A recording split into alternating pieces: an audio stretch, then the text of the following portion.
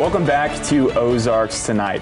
There's a couple special guests stopping by the studio today that I'd like to introduce you to. Dr. Natalie Woldarczyk from Drury University, the Director of Music Therapy, is here, and Julie Cassidy, the Clinical Director of Music Therapy at Drury University, are here joining us in the studio. And you guys are doing something really cool with little NICU babies at the hospital. Kind of tell me about that. Yeah, premature infants at the hospital here in Springfield. We are currently providing, I'm providing 2 hours of music therapy a week in the Cox Health NICU, and we're working to help these infants increase their tolerance to stimulation. So when babies are born premature, they get overstimulated very easily. So what we're doing is using music in the form of live lullaby singing to teach them to tolerate stimulation and to teach them that being stimulated can be pleasurable. So because music is both stimulating and soothing, it kind of does both at the same time. So we're using a protocol called multimodal neurodevelopmental enhancement, and what it does is it pairs lullaby singing with touch and rocking. So kind of, you know, simulates what a mother might do with an infant naturally, but we're doing it very systematically, and we're watching for signs of overstimulation and trying to teach them to tolerate being stimulated. And what we find is that the infants that go through this protocol then are tolerating their bath better or their feedings better, so they're learning to adapt to their environment a little bit easier.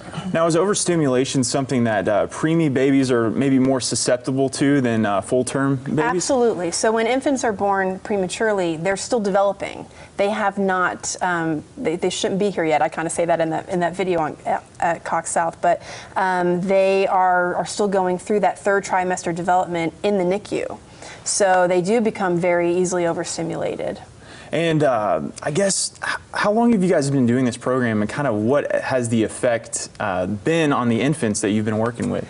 Well, the program officially is still pretty new in terms of working as a contracted music therapist. I did this a couple years ago, back in 2016, in the same NICU as a volunteer.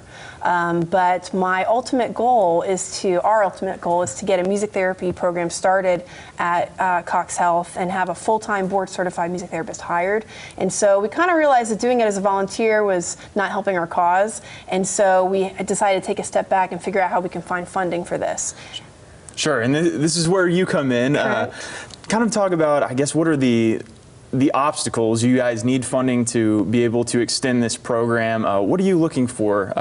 How many donations are you wanting to bring in for this program? Well, if we could increase to and work to $5,000, we could increase the number of hours that Dr. Woldarczyk gets to be in the NICU, as well as continue that for for a full year or maybe even longer than that. Presently, we are just kind of funding semester by semester as we're raising money. So any donations that we can bring in to that cause, to music therapy in the NICU, would be just that help us do that much better.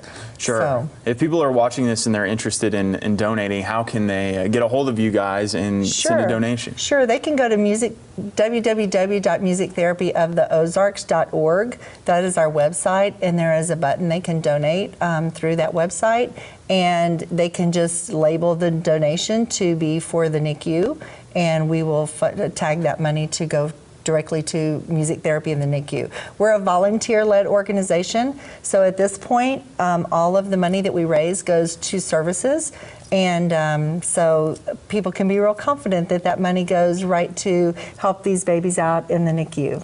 Absolutely. And if I could just kind of zoom out a little bit and talk about Drury's music therapy program in general. We have 60 music therapy majors at Drury right now. The program has been there since 2001. I've been there since 2010.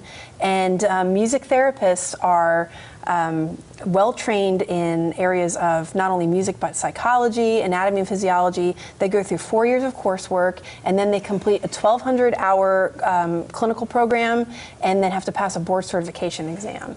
So they're really well trained to be working in healthcare settings, and our students at Drury need to get those 180 pre-internship clinical hours, and so they're doing some of those in the NICU and in other areas around town. So our hope, again, is to get Drury students doing their practicum in other areas of the hospital as well. I guess we all kind of use music as therapy from time to time, whether, we're leaving work and we want to listen to something that's going to, boost our mood. But when was it kind of discovered that, it even helps the infants out there and helps their development? Well, this music therapy with premature infants protocol was really developed by my mentor at Florida State University. Her name is Dr. Jane Stanley, and she's been doing this research for over 20 years. And so I got started when I was her doctoral student back in 2007 doing this work, and have been working with her and a group of NICU certified music therapists to teach this training throughout the country over the last 10 years or so.